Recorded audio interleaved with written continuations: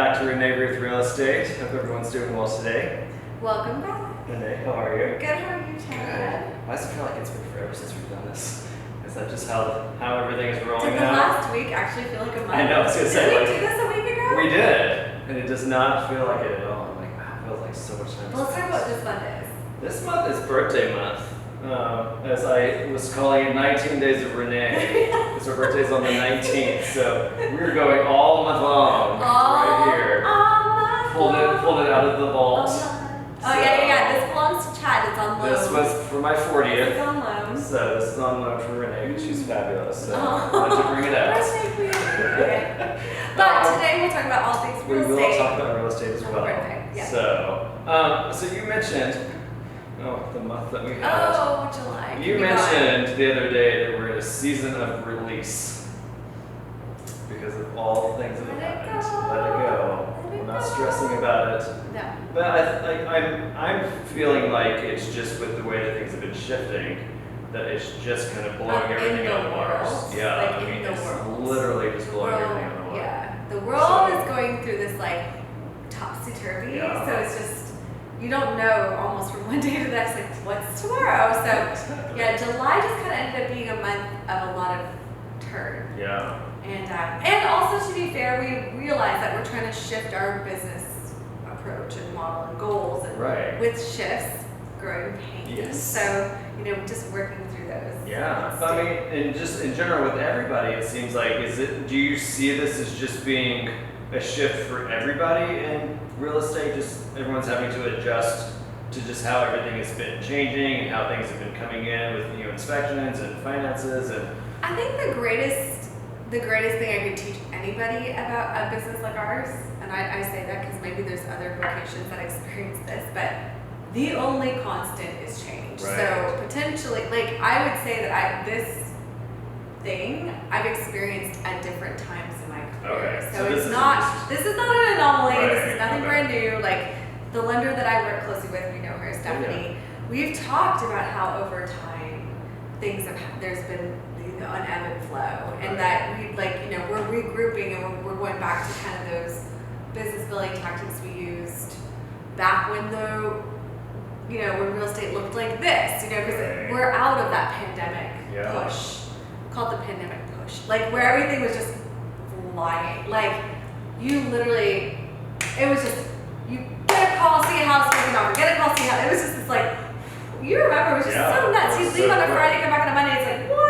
So now we're into and everyone's like, oh, is your business slowed? It's like, no, it's just shifted. So I'm not generating my month worth of business in the same month. Now I'm generating and that's what July was the shift from that business is happening in 1 month to now it happens over 2 months or over 3 months. And that's how real estate used to be. Like, from you meeting a client to buying a house, it was not usually 30 days. Right. The pandemic, that's what it was. So good to meet you. Here's an offer. Have a great life. Like, it was literally like, I don't even know you. What's your name? It was so like, who's my agent? Like, it was just, that was that funny little meme with these dudes that were like, they had a TikTok video and they were running to a house and it was literally them sliding in and out of rooms. And the client slides in, and then the agent slides behind holding the paper and it's got they're running around the kitchen, like, it's like, you have 15 minutes to see the house, go. Done. Yeah, do you want it? Did we see it?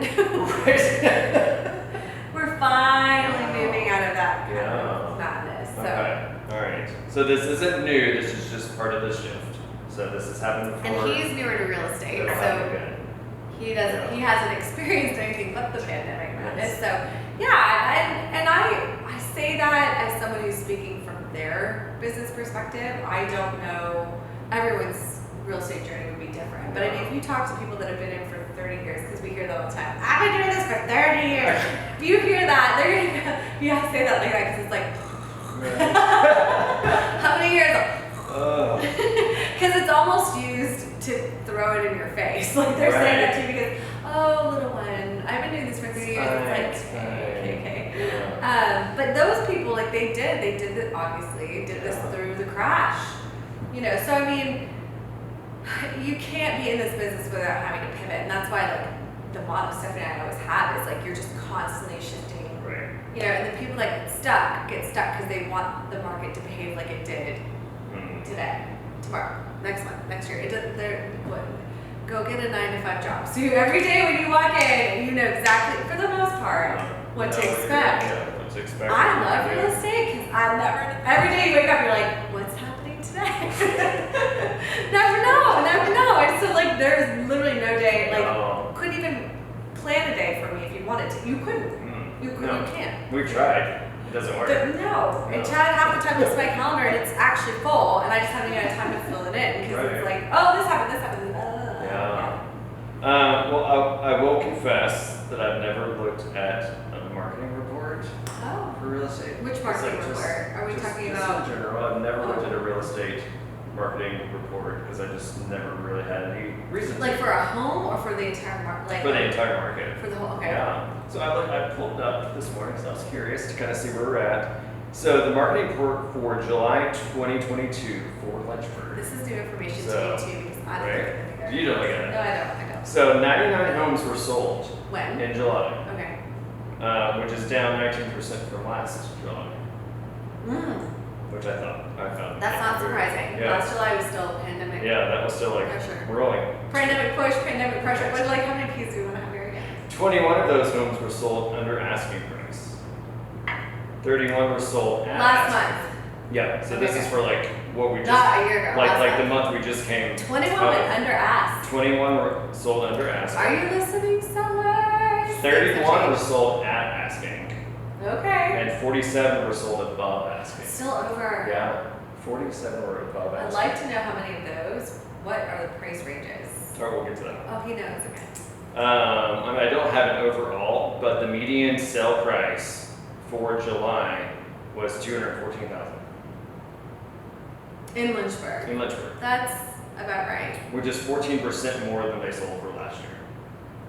More. Yeah. That So, doesn't make sense. Yeah, so it was $121 a square foot. So Okay. It was like the median price. So it's like, okay. So, So everyone trying to clear like $280 a square foot, which is what happened. Right, yeah. recently. One of our Yeah, deals that just fell interesting. apart. So I was like, okay.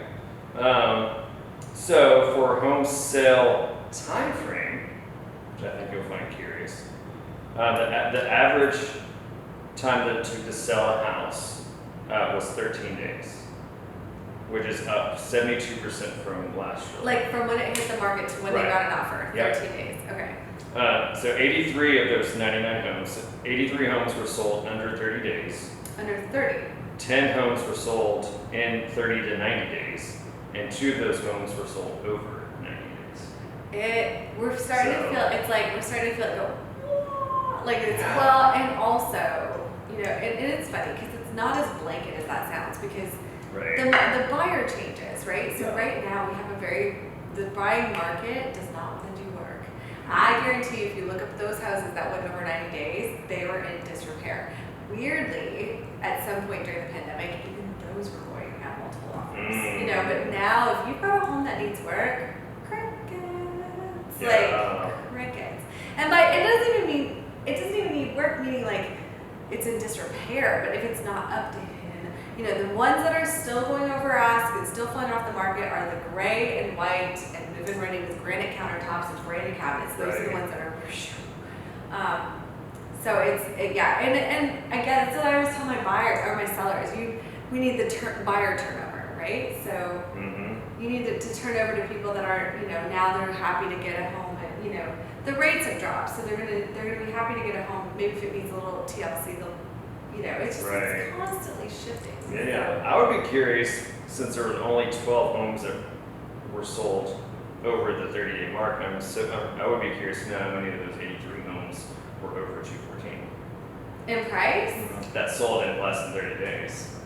So, because the average price is 214, but most of those homes sold in under 30 days. I would be very curious to know how many of those were over 214. Yeah, I mean, I as someone that's been in the market, I mean, there were bidding wars still, but not bidding wars like, we're not talking like 10 offers anymore. We're talking like 2 and 3. You know, and it would have been on the market for 3 or 4 days, and so you didn't know you'd even have to fight for it, and all of a sudden it's like, oh, come on, you've been here for 3 days and now I'm fighting. But it's gone almost are the days where you listed and had offers the same day. Right. Gone almost Yeah. are the days. Yeah. Hmm. So we're back to having to work at our job, realtors. You list a home, now you've got to find a buyer. Right. It's work. Yeah. Although you did have one that went in 3 days, so it was still not bad. Which one was So, that? Ardmore, Yeah, under Ardmore. 200. Yeah. So. So think about this, it's logical. When rates were 2.5%, a buyer at that could afford tens of thousands of dollars more than now that rates are at 6.5. So that same buyer doesn't have the same buying power because rates have changed. Right. So if you've had a buyer for the last year, chances are they're upset and probably quit looking. Right. Because they went from being able to afford a $350,000 house to affording a $225,000, and they're like, I don't want that. So now they're probably like, ooh, and they gave up. So now you're looking for the buyers who are newer. What's great for us as agents is rent has gone through the roof. Right. So finding a renter who's giving 100% of their rent every month to someone's mortgage and saying, hey, if you give 6.5% to a bank, you could own your own home. That sounds way better. Yeah. So it's shifting. It's just shifted. And so if you've got, the one that went quick is under 200,000. Yeah. That's the secret. And that was the market that flew before the pandemic. Right. Exactly. It always flew Yeah. pretty well under 200 because the amount of people in our area. So remember, we're talking numbers in Lynchburg, right? Like these numbers don't apply if you're listening to other places in America or even around the world. Yeah. They apply these numbers, but the theory and the principles can be applied.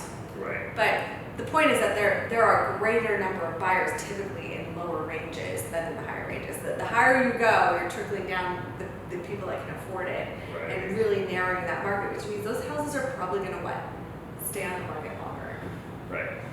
So, yeah, I don't know if that's where you're going because I just went on a No, tangent. that was great. So, I mean, and Why again, the number of homes that were available to purchase in July was 325, which is at 51%.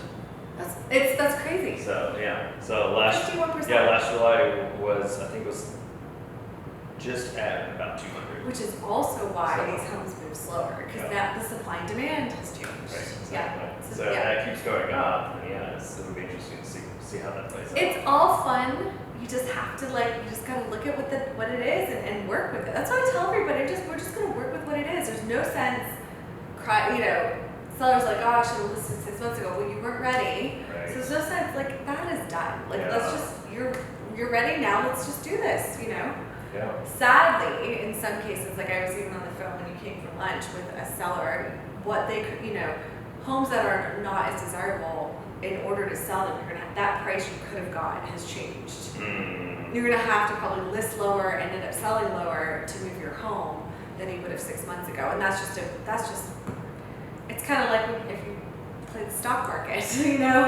you buy in, you think it's cheap at $5 and then it drops to $2 and you're like, it's just that's life. So it is what it is, and the time is what it is, and we just do our best and carry on. Yeah, so I feel like patience is going to be a big factor in this. And keeping people motivated and encouraged and supported and educated, because a lot of this is just educating your clients that they are empowered and their expectations are set. Right. And that on the agent's part is being informed. This is very informative if you're watching this on August 4th, 2022. Right. Yeah, exactly. Because next week this could be different. Exactly. It's always shifting. But Yeah. again, like you said, educating is such a key point in that because you're going to avoid so many hurdles if your clients understand what they need to be doing, what needs, all the steps need to be happening in order for this to go through. Because again, if they haven't disclosed everything that needed to be known about finances, they're going to get to a certain point that it's going to hiccup and all of a sudden it's not going to go through. Yeah. Because they're like, oh, I thought this was fine, when they're like, okay, well, your paper trail wasn't quite adding up. Disclosing finances. So for those watching who may not know, when you get a pre-qual for a buyer, that, depending on where it comes from, I happen to know Rocket Mortgage may not even pull their credit, which is terrifying. That you could get a letter to buy a home from somewhere. Rocket Mortgage, sorry if that's not true. This is just what I've heard. But but the point is, some of these bigger companies, maybe it fell through the cracks. I don't know, but when you see a pre-qual, the assumption is you at least know their credit score is good enough. What the lender doesn't know is if all the information they keyed in to get that pre-qual is accurate. So then we get the house under contract, and then they start researching, and you're like, they start turning in docs, W-2s, 1099s, you know, all that starts to surface, and if anything's off, then it could actually throw the entire thing out of whack and throw the entire deal out of bounds, and then the whole thing crumbles. So the point is to try and mitigate, like working with lenders who will mitigate that on the front end, like asking enough of those pointed questions and trusting people to be honest. But even on the buyer side, like seller side, like if you've got a home, we could get into a place where sellers are upside down. I saw that before the pandemic. I would meet somebody and there was an era, I don't know what time they did this, but they were walking around to these people who own their homes and saying, hey, did you know you have $100,000 equity in your house? No, I didn't know that, because they don't. Do you want to get it out? Put it in the pool, take a vacation? Like, I think they were really pitching it like this. Wow. There's an entire community in one of the neighborhoods across the river. Because I met the guy, and he's upside down in his house. He took the money out, and so he actually owes more than his house is worth. Right. And there's no reason for him to move, because he would have, in order for him to sell his home, he'd have to come to the table with some money he used and took out, but probably doesn't have. Yeah. That's why when you hear this, if you're watching this as a homeowner, never take the equity out of your home. It's like the stock market. If your home, stocks do this, but your home over time, especially decades, will fluctuate. Let that thing build its equity. Don't touch your house unless you were in dire straits. Don't pull it. Don't do it to go on vacation. Don't. The only thing that it actually makes some sense is if you're going to pull it out to remodel. Right. If you're pulling it out to reinvest into the home, there might be an argument there, but never pull it out for something personal. So these poor people. But yeah, that's to your point about finances. Like you really want to go down that road with the client, especially if money's tight for them, is selling the best option for them. Because if they are upside down, you'll get to the 11th hour and it won't close because they don't have time to close. Oh, there's just so much. Oh. It's amazing. I've said this to you before. Yeah. It's amazing we close houses. Right. We close It's anything. amazing. And all these things line up, the stars align. Yeah. And there's literally, you don't realize it, like you hear about the lender and the agent, but there's literally an army of like 10 to 20 people whose hands are in that process. Yeah. And are needed to facilitate this to close. You know, we just happen to be the face of the process. Right. Well, Tony Robbins says that success is 80% psychology. Oh. I feel like that would really go for any field that you're in. I think you could just say success in life. Right? 80% psychology. Yeah. Like if you just, I've met people that think the world is against them. Guess what? It is. Yeah. It is. It is. Because they've decided it's against them. Yeah. You know? Oh, That's this is true. what happens to me all the time. And I'm like, you should stop saying that right now. Right. It's gonna keep. Yeah, because that's like, it took me don't feel bad if you were like that, because it took me a long time to realize that I was self-creating, self-fulfilling, like, and I had to learn myself. So now I hear people like, take those words out of your mouth. Like, never use them again. So it's true in real estate too. I mean, listen, we have a seller right now. Never gonna sell. Never gonna sell. It's always so many problems. So many problems. Guess what? Never gonna sell. So many problems. I'm like, stop. Sometimes you're oversending me. I'm like, shh. Let's focus on the beautiful things of this house. Let's focus on, because it is a lot of it's psychology. And if you've got a wet blanket on your situation, guess what? It's gonna feel like a wet blanket trying to go through it. Yeah. No, absolutely. That's why we're here. We're here, rah rah. We're the rah rah people. That's why we're the cheerleaders. cheerleaders. Yeah. Cheerleaders here. Keep it up. There's not a date for it yet. I hope it's okay to mention this, but you and Stephanie are going to be doing a home buyer boot camp. Oh, you can mention this. Yeah. Oh my gosh. So yesterday, Chad had no clue that he was walking into work and work was going to look like a TV studio. Right. And that he suddenly was going to have to be a video producer. Exactly. I was like, let's make sure this is not okay. I was like, and then Stephanie, luckily I had enough in my head about how this should be video, because Stephanie was going to do just one. That's so boring. You can't do that. No. So yeah, it's going to be fun. There's a little commercial we've put out, And I think she's been blowing up my phone. Probably didn't pick a date for that. But yeah, first time. It's time to get back to the renters who need to be building their own wealth, getting out of renting. Learning all the things you need to know. So all the ins and outs. You can make it work. So. And a lot of, I tell everyone this, knowledge is power. Yeah. You don't know what you're capable of or what's out there, what you're missing until you ask. And that's that book I keep reading. Right. Ask. You don't know until you ask. Can I get a house? And the scary thing is like asking a lender, would a bank let me get a house? That's the scariest question. And everyone's so terrified to ask it because you're afraid to hear what? No. Well, guess what? You don't have one now. Right? What's the difference? Yeah. Like, no. It's like, okay, the cool thing is that no can turn into, but here's what you can do. Where if you're so scared of that no, years go by and you could have been working on that credit score, working on paying this off, you could have been working on things so that the answer is yes. And so sometimes we have people that come in and they personally decided, I'm never gonna be able to get a house yet. It's gonna take me a year. And then they ask the question, it's like, no, you can buy today. What? Like, yeah, I was shocked. Amazing.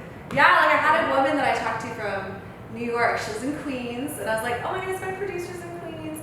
And we were chatting, and she's like, look, I'm probably a year away from buying a house. She's like, I only have $10,000 saved. I said, you have what? Because in New York City, $10,000 won't help you get squat. In Lynchburg, you don't even need that. I said, we sell houses to people with $500 in their bank account. She's like, what? I was like, right, that $500 goes to an earnest money deposit. Right, exactly. I was like, so she found out just because she asked about a home, answered my phone, and was asking questions, found out she probably has today. So she's actually working with Stephanie, I think. That's amazing. Anyway. I love that. Just ask. Yeah, just ask. You never know. So. Ask. All right. So Fun Fact Friday. Fun Fact Friday. Fun Fact Friday. You're gonna like this one. Ready. All right.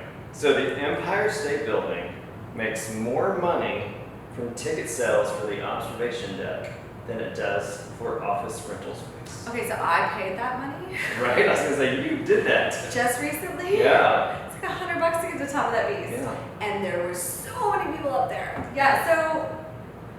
Yeah, they're probably like, why do we even charge rent? I know, like, why do we even have office space? Yeah, what are we doing with and this? who's in there? Yeah, like who's even renting that I office didn't even know, space? like, I really just thought we were taking the elevator to the top of that elevator. There wasn't Like, what's the anything rest else. of it? It's kind of like how I feel about, if you look up Vanderbilt 1, Yeah. that building. Okay. I don't know what the rest of it is, but I know that you go up 93 floors to observe observation. No, 98 floors, and then 102 floors. There's a bar up there, you can stand outside. 102 floors, yeah. So they're really just building all of these things. So I don't know though. What's in the middle? And I will tell you, like, I thought I was on like some haunted high. I said that like Vanderbilt 1. What are you going for here? Because I'm coming into this thing. So I'm by myself touring New York City. Right. So everyone's there with their people, and I'm just by myself. And I walked in, and it's like this spooky music. And I was like, it's May.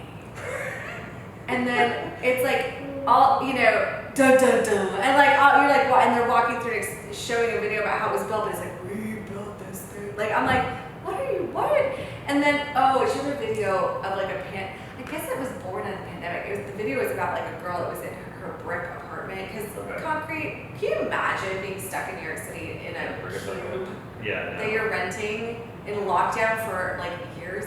So showing that like and how everyone's trying to break out of this and like.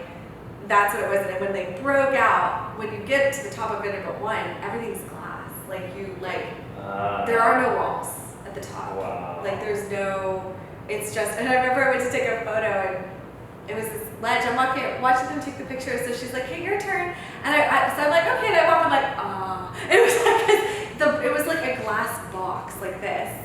And so I was like, oh, I said, I like turned around and like butt in like into the I shimmy back. I was like I'm ready, don't I'm ready.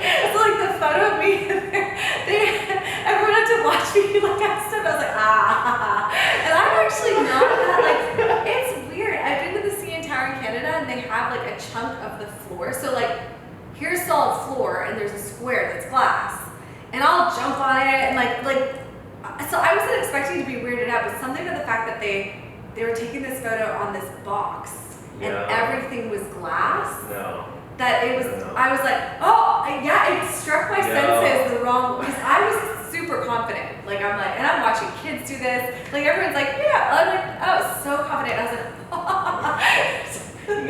no. Literally shimmy. She looked at me, she's like, I'm like, no, I got this. And so, like, turned around, like, you're beep, beep. Like, I'm shooting into space. And I'm like,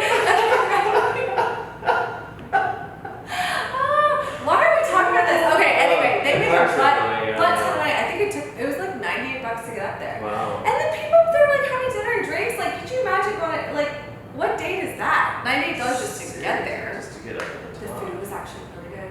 Oh, there you go. So they're The making drinks all were their okay. business on the roof. The drink, yeah, and I guess because it's like open. Yeah. The drinks were all plastic. You know, you that's imagine some funny. idiot throwing glass over it. Yeah, it was Yeah, that's all true. everything was plastic. I'm pretty sure plastic could fall and Yeah, still. it can still do damage. Gravity could. Yeah.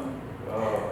Well, there you go. That's Fun Fact Friday for you. Oh yeah, there you just got a whole fun story All about right, me that was great. I love that. shimmying into Vanderbilt 1 for a photo. All right, All right, that's thanks, another guys. episode. Thanks We'll see for you next joining. Cheers. Bye.